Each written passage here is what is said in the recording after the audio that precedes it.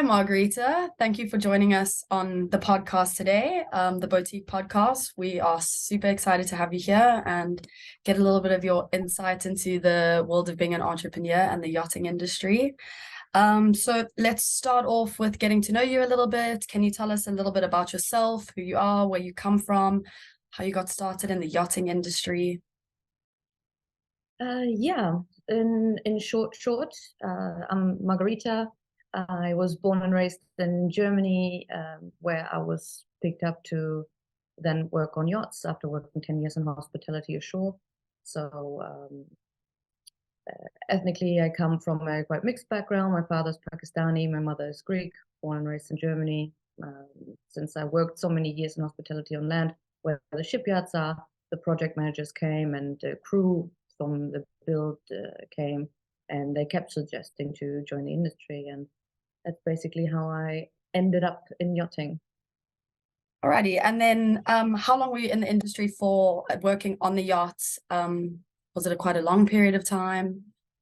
Yeah, almost 10 years. So it Okay. was just over 8 years before I then finally got the guts to found my own company.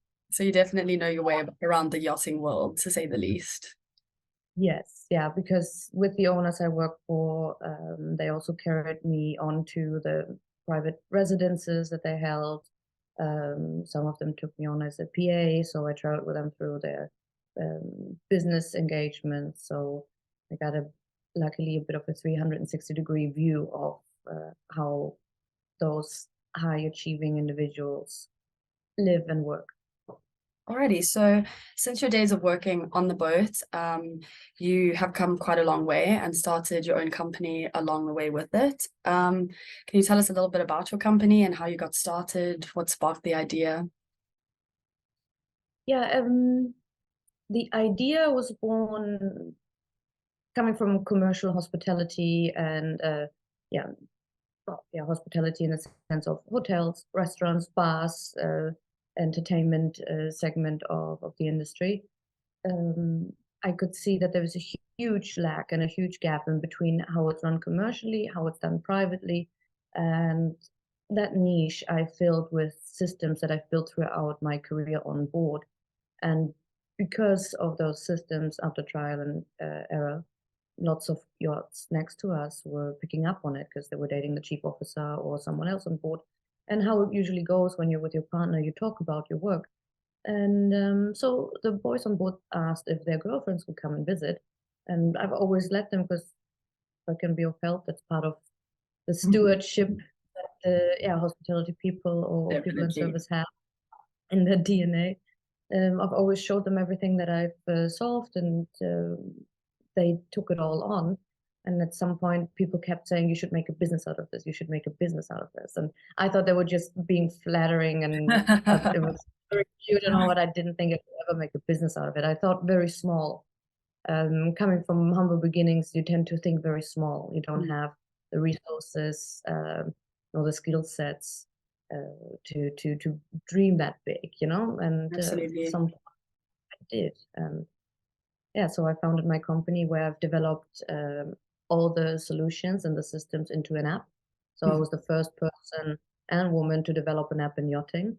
When management back then kept saying, "Oh no, we do everything by paper, it's much easier," but at the same time complaining that they have to give so many verbal orders, where the miscommunication then happens between management and operations. So that's where my app falls into place, which gives, yeah, crew the peace of mind that they actually did what they were so told to do, because it's all there in writing, and you can just be more efficient throughout your day and focus on what you're there for, being there for the guests and the owners.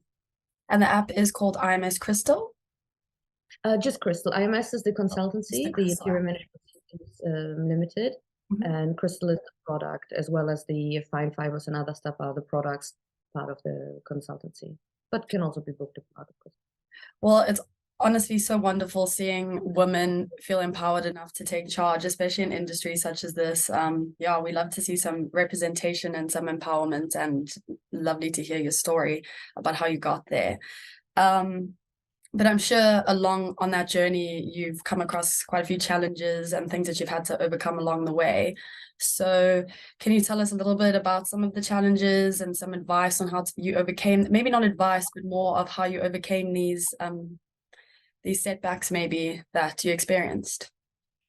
Yeah, I'm glad that I was taking a sip at that moment because yeah, the university was quite heavy-handed, I found.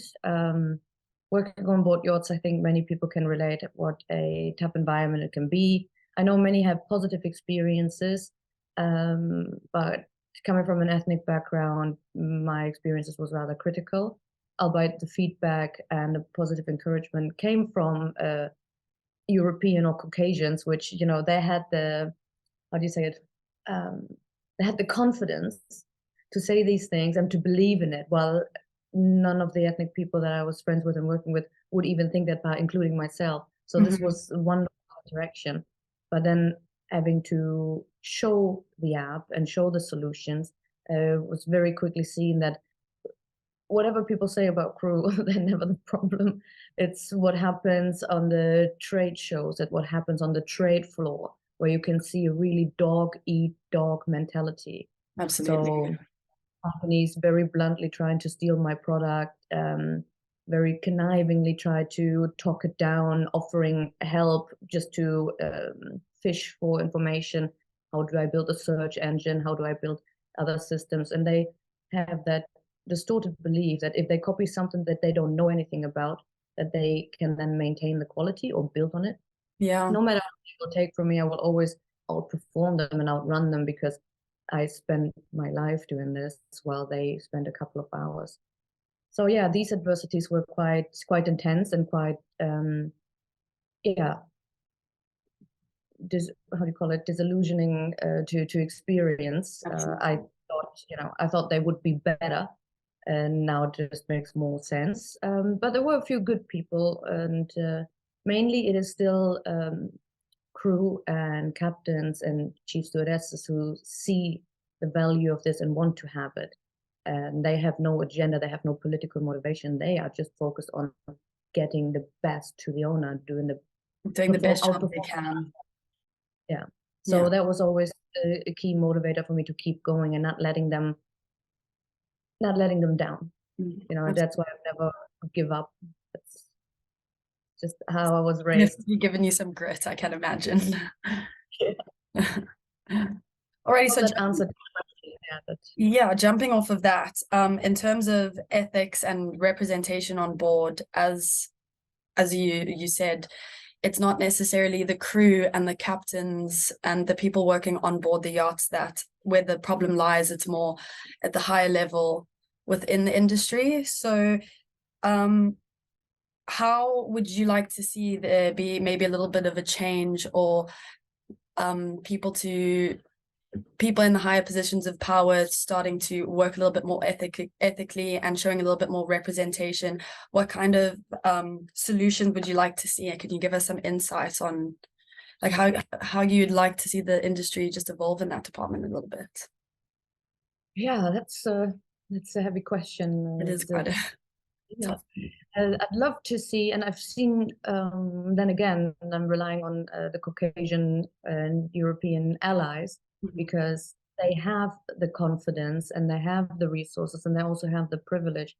A few of them in one-on-one conversations admitted that, yes, I realize I have privilege. Even I myself, born in Germany, having had the luxury not to worry to be married off to someone or not having to worry about banal things makes a big difference. And I think if we slowly start, or not slowly, if we just start to educate ourselves on it, ask questions, involve people from other cultures into our day to day, maybe the Filipinos laundry master on board or the motorman, to just sit there and talk a little bit more further and learn from each other.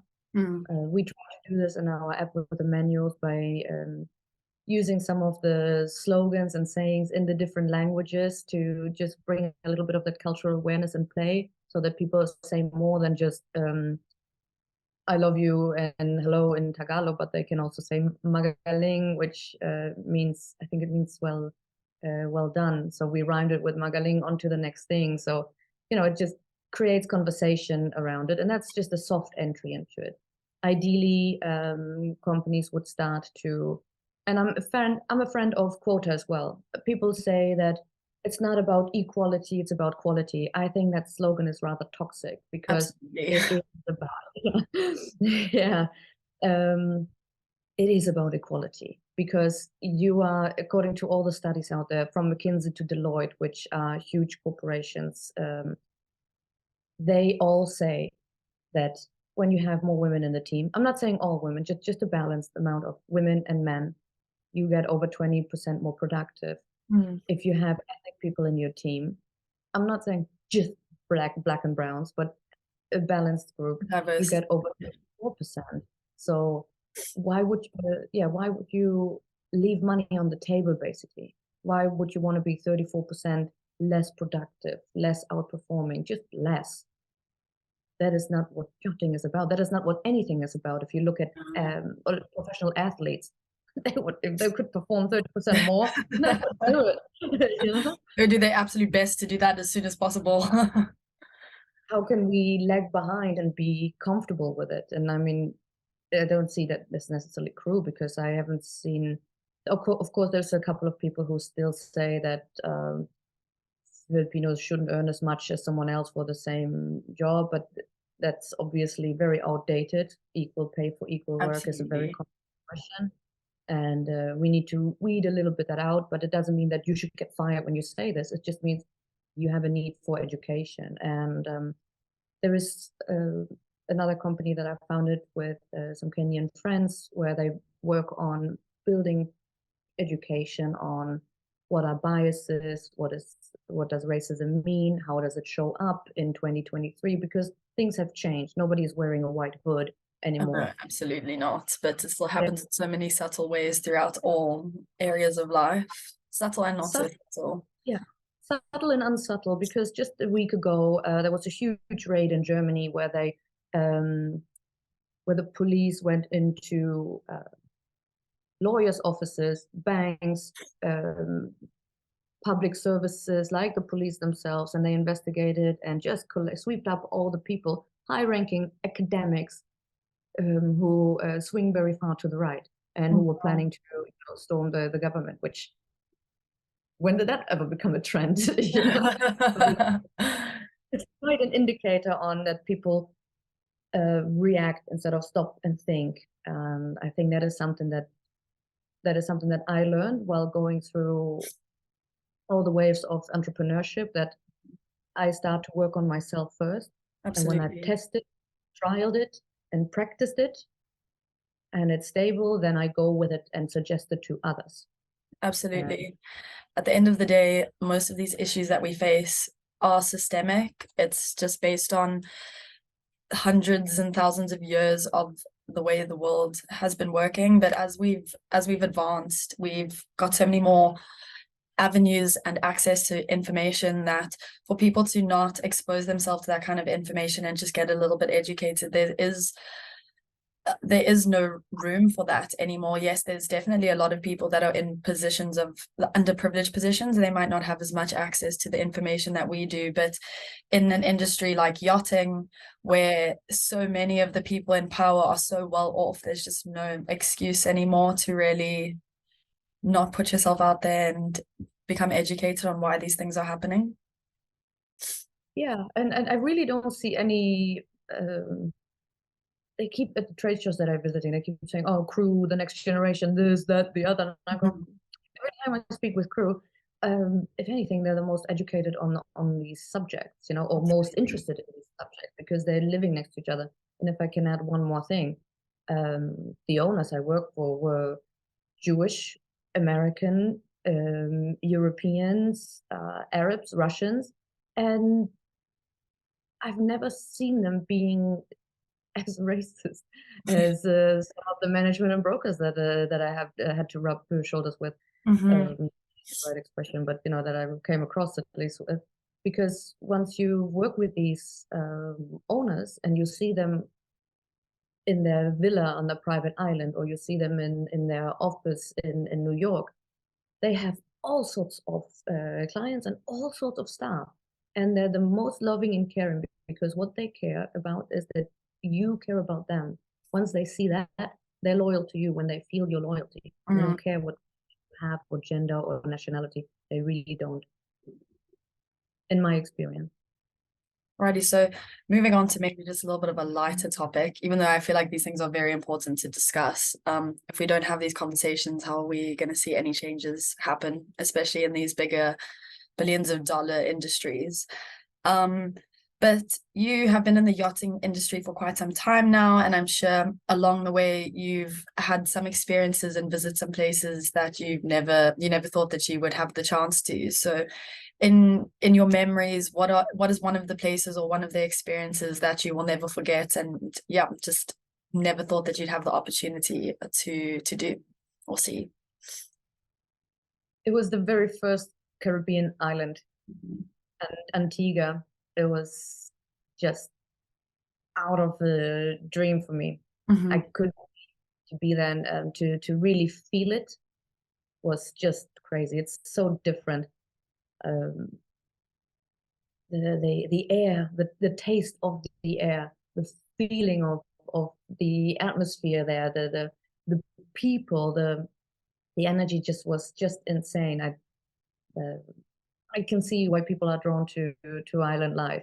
I could never Honestly, see it before, I never understood it, but it was just insane. You could just sit there, and I'm not the person who sits still for a very long time. I need to be more productive, you know.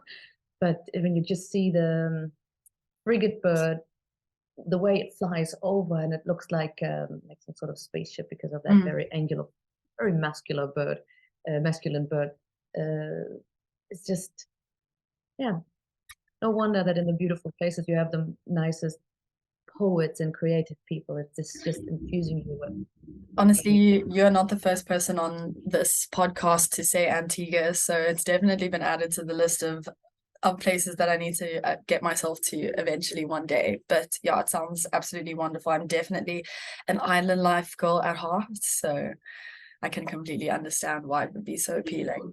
Lovely there. They have such an amazing memory. They grow so old. They live so healthy. They there's something in that culture and something in the way they live that I think if you put them into a business environment, they would excel that business because of those natural skills that yeah, in that natural way they've accumulated them, and how they hold on to those values, and how they exercise them, how they live them. Just as amazing. Absolutely. I've been there for years, and then 3 years later, the people there recognized me. Hey, Margarita, how you doing? I was like, How the heck do you remember who I am? ginseng here. I always thought ginseng is the cure, you know, to have your memory live forever. But I don't know how they do this, but they, yeah, emotionally, also very intelligent people. I can imagine so. So yeah, just to end off our little chat today, do you have any advice for some young entrepreneurs who are eager to get themselves out there and maybe start their own businesses, but are afraid, which is definitely something that I can understand. It is quite a rough world out there in the world of starting a business. So if you have any advice for them? Yeah. I think the most important thing is that you find your why, like Simon Sinek says, because if your motivation is making money, being famous, traveling, being a, I don't know, travel blogger or something, no offense, I think if you find your why, that goes beyond money and fame. It is something, a deep driving purpose. You want to do something better. You want to relieve pain or an issue in some way. And if you have that, that will be your motivation to get you out of deep holes or get you over huge humps or mountains, adversities, because that will be driving you. And one thing that I've learned is um, not to sound sad or anything, but I work on myself and I trust myself. It's good to have a network, but don't rely on it. It's good to have, but the most important thing is always work on yourself. You only have yourself at the end of the day. Yeah, reading helps, maybe in form of audiobooks, or you can do something else. You figure those things out as you go. And another thing for the perfectionists out there is the 80-20 rule, which I read cringingly, and you're like, oh, I don't want it. I need to get it out when it's perfect, not before. But yeah, it's better to have something that you've really thought out and through, go there, and then develop it from there. But not like some people do. They're very quick to shoot. Be more cautious and be more mindful with the things you shoot out. Yeah. Like, you remember the time when on Instagram everybody photographed the food? Yes. That was so unnecessary. So be mindful of what you put out there and what you spend your time with, be with everything you do. That's something I learned, and not be pulled with it. Make your schedule for every day. I'm a night owl, for example. I work till 3, 4 o'clock at night, 5 o'clock if you let me. But in order to counterweigh that, like alcoholics, they stay away from bars. So I set any call that I can do from 8 o'clock, 9 o'clock, just to be forced to get up and not give myself some sort of leeway. So yeah, give yourself structures. I think that's a great piece of advice. Hold yourself accountable as well. Yeah, find your why, hold a strong structure, and work on yourself. And another tip just that works for me, every time I go run, before I used to run just with music, and then in the meantime your computer in the background just does the work and finds a solution for whatever issue and just pops up as an idea. But I've realized when I run and I listen to an audiobook, you learn much faster, and then you do a little research on it and you understand it because of the more oxygen that gets pumped through, and then you memorize it more deeply, and because your brain is more active because you're running outside, because there's so much movement around there, so you are more attentive. So that's why it just gets ingrained and anchored in deeper. And that's how I remember audiobooks better when I do this during running. The brain and the body works in powerful and mysterious ways.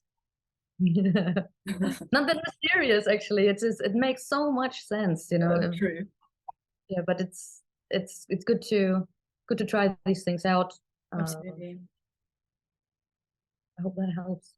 Alrighty, well, thank you so much for joining us today. Lovely conversation with you. I'm super excited to watch through this again.